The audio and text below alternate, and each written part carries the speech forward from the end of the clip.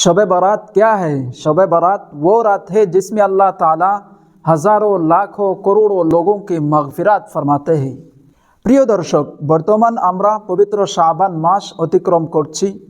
আর এই শাবান মাসে গুরুত্বপূর্ণ ফজিলতওয়ালা একটি রাত আছে, যে রাতটিকে হাদিসের ভাষায় বলা হয় লাইলাতুন নিসফি মিন শাবান, আমাদের কাছে শবে বরাত নামে পরিচিত। আবার অনেকেই বলে শবে বরাত বলতে কিছু নেই, শবে বরাত নামক ফজিলতওয়ালা রাতটিকে অস্বীকার করে। গতিকে যারা নাকি বলে শবে বরাত সহিহ হাদিসের দ্বারা প্রমাণিত নেই, আমি তাদেরকে বলতে চাই আল্লাহর নবীর এই হাদিসটি কান খুলে শুনে রাখুন। এই হাদিসটি সহিহ হাদিস, সহিহ ইবনে হিব্বান নামক কিতাবের 5665 নম্বর হাদিস। এই হাদিসের বর্ণনাকারী মুআজ ইবনে জাবাল রাদিয়াল্লাহু আনহু قال رسول الله صلى الله عليه وسلم إن الله يطلع إلى خلقه في ليلة النصف من شعبان فيغفر لجميع خلقه إلا لمشرك أو মুশাহিন। নবী করিম সাল্লাল্লাহু আলাইহি ওয়াসাল্লাম বলেন, শাবানের 15তম রজনীতে অর্থাৎ শবে বরাতে আল্লাহ সুবহানাহু ওয়া তাআলা দুনিয়ার সমস্ত সৃষ্টি জগতের প্রতি দৃষ্টিপাত করেন, রহমতের নজর দিয়ে তাকান। ফায়াগফিরু লিজামিই খালকিহি, এবং সবাইকে মাফ করে দেন। ইল্লা লিমুশরিকিন আও মুশাহিন, কিন্তু দুই শ্রেণীর মানুষকে আল্লাহ তাআলা মাফ করেন না। এরা কারা? তাহলে আল্লাহ তাআলা এই পবিত্র রাতে সবাইকে মাফ করে দিবেন, কিন্তু দুই শ্রেণীর মানুষকে মাফ করবেন না। এরা কারা? 1 নম্বর মুশরিক, যারা শিরিক করে, আল্লাহর সাথে কাউকে শরিক করে। 2 নম্বর যারা হিংসুক, নিজের অন্তরে অন্যর প্রতি হিংসা লালন করে, সমাজে হিংসা বিদ্বেষ ছড়ায়। এই 2 শ্রেণীর মানুষকে আল্লাহ তাআলা মাফ করবেন না।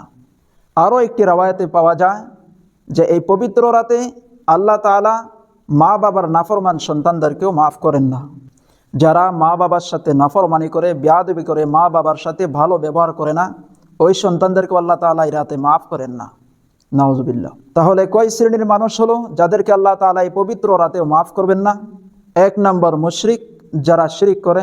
2 নম্বর মুশাহিন, যারা অন্যর প্রতি নিজের অন্তরে হিংসা লালন করে।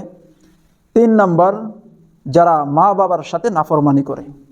প্রিয় দর্শক, তাহলে আমরা এই হাদিসের প্রতি লক্ষ্য করে একটু ভেবে দেখি, একটু চিন্তা করে দেখি, যদি দেখা যায় যে এই 3টি অপরাধ, 3টি গুনাহ আমার মধ্যে আছে, তাহলে শবে বরাত আসার আগে আগেই এই 3টি গুনাহ থেকে আমরা ফিরে আসি আর আল্লাহর নিকট খাঁটি অন্তরে তাওবা করি। অবশ্যই আল্লাহ তাআলা আমাদেরকেও মাফ করে দিবেন।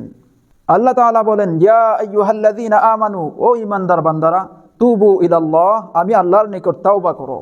কেমন তাওবা করবা? তুবু ইলাল্লাহি তাওবাতান নাসুহা, নাসুহা নামক তাওবা করো, খাঁটি অন্তরে তাওবা করো।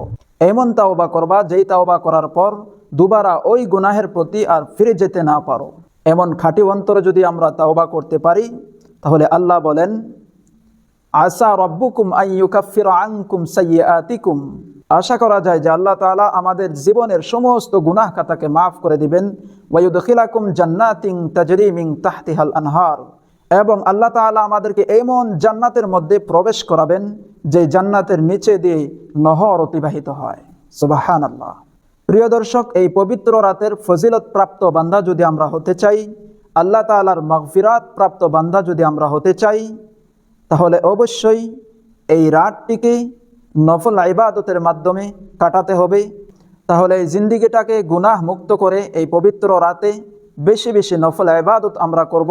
নফল নামাজ, কোরআন তেলাওয়াত, জিকির আজকার, তাসবিহ তাহলিলের মাধ্যমে আমরা রাতটি কেটিয়ে দিব। আর আল্লাহ তাআলার কাছে খালিস নিয়তে খাঁটি অন্তরে তাওবা করব। তাহলে অবশ্যই আল্লাহ তাআলা আমাদেরকে এই পবিত্র শবে বরাতে মাফ করে দিবেন এবং জান্নাতুল ফেরদাউসের মেহমান বানিয়ে দিবেন ইনশাআল্লাহ। এই পবিত্র শবে বরাতে আল্লাহ তাআলা আমাদের সবাইকে যেন বেশি বেশি নফল ইবাদতের তৌফিক দান করেন এবং খাঁটি তাওবা করার তৌফিক দান করেন। আল্লাহুম্মা আমিন। প্রিয় দর্শক, পবিত্র শবে বরাতের এই মেসেজটি শেয়ার করে সকলের কাছেই ছড়িয়ে দেন ইনশাআল্লাহ। সবাই ভালো থাকুন, সুস্থ থাকুন, আমিন।